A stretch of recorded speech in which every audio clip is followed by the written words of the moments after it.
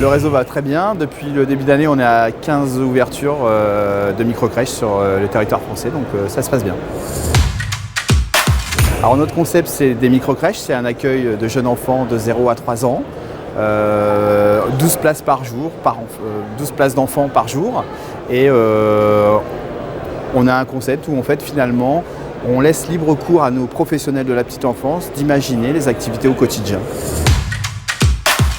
Alors on ne parle pas de reprise d'activité post-Covid parce que nous étions un établissement de jeunes enfants, donc de 12 enfants.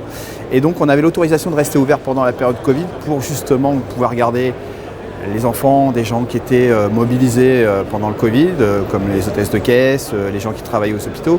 On est resté donc ouvert pendant toute cette période du fait de la petite taille de l'accueil des enfants, de 12 enfants.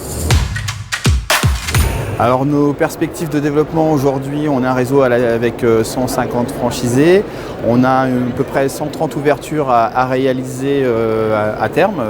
Voilà, aujourd'hui on a un réseau de 70 microcrèches. Cette année on aura à peu près 60 ouvertures de microcrèches sur tout le territoire français, y compris les DOM.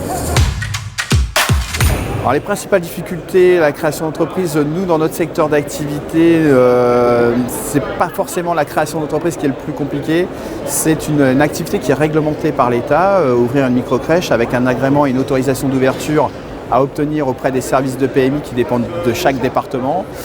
Donc c'est vraiment ça la vraie difficulté. Et cette activité hyper réglementée répond à différents codes, notamment celui de la santé publique, mais pas que.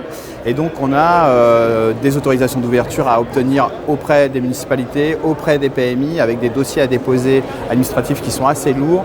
Et c'est ce qui fait tout l'attrait de notre métier finalement de franchiseur.